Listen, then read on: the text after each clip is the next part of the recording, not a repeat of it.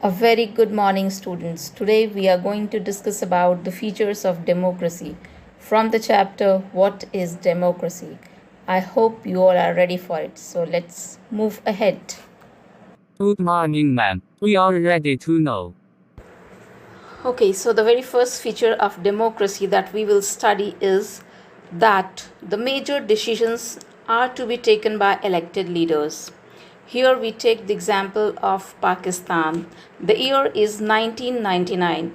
General Pervez Musharraf was the general of Pakistan Army, and Nawaz Sharif government, which was a democratically elected government, was ruling in Pakistan.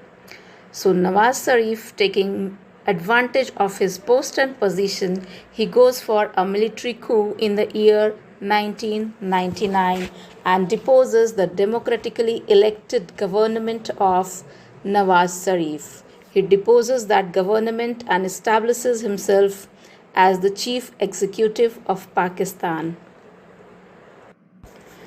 General Pervez Musharraf did not stop here. What he does is later he changes his designation to that of the president.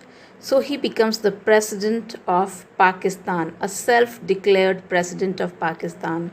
And then to show it to the whole world that Pakistan is running in a very democratic way, what he does is in the year 2002, he decides to hold a referendum in Pakistan.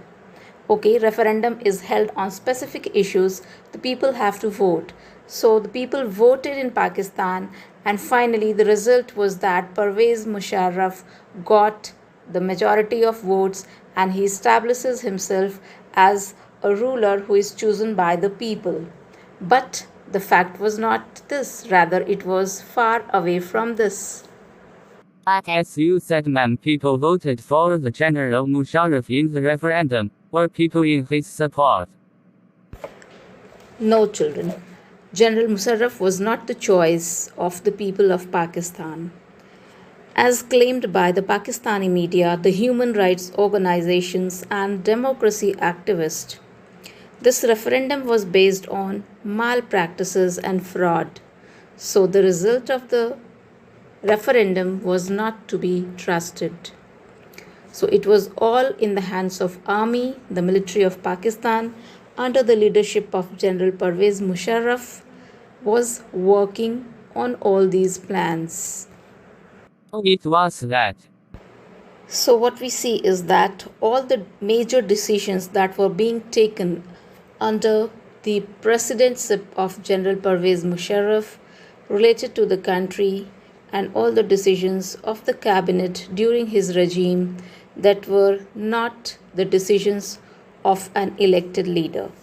So here what we see is Pakistan is such an example where we find that the major decisions were not being taken by an elected leader. Rather, he was a person who has established his rule, who has established himself on the position of the president of Pakistan through a military coup.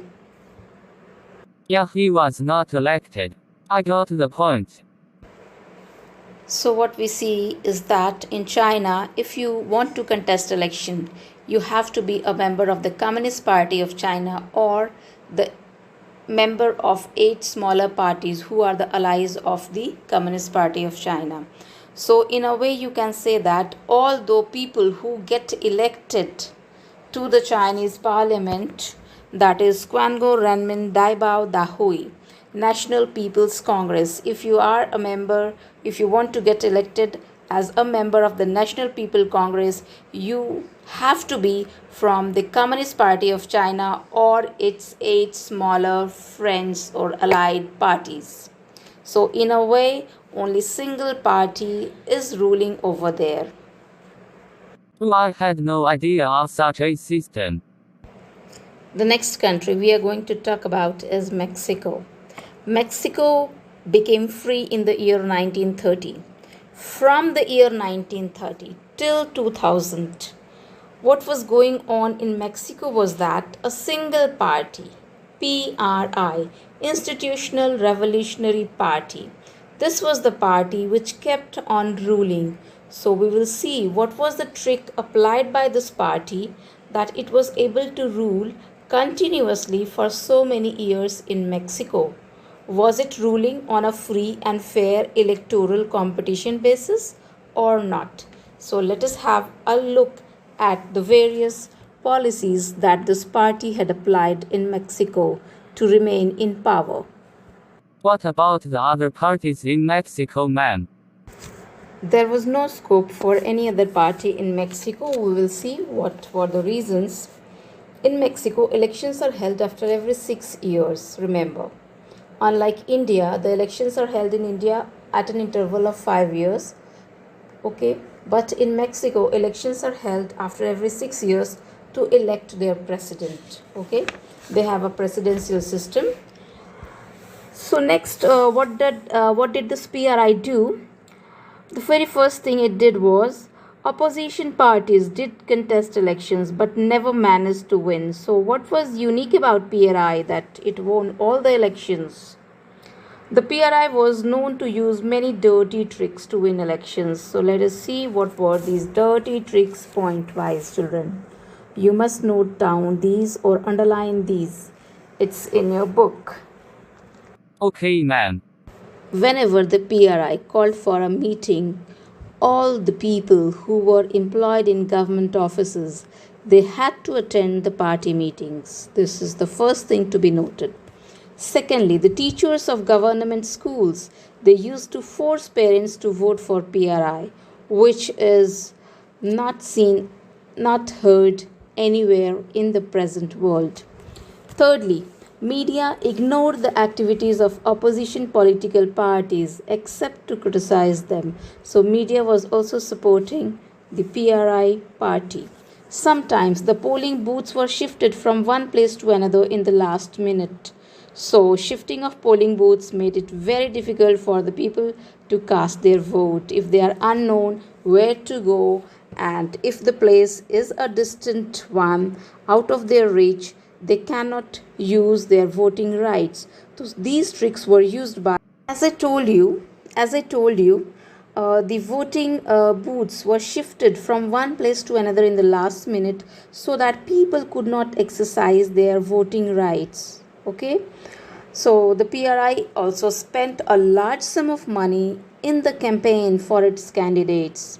So, in support of its candidates to win the votes, the PRI also spent a large sum of money. So, all these malpractices were undertaken by the PRI party to win every elections. So, on the basis of all this, because of all this, it was able to rule in Mexico for a long term. So this system I don't think is democratic. Yes, you are right. The system is not a democratic system. And here what we see, China and Mexico are example of two such countries where free and fair electoral competition was not seen. So these two countries do not fulfill the feature of democracy in true sense. Now we move on to the third point, and the third point is one person, one vote, one value.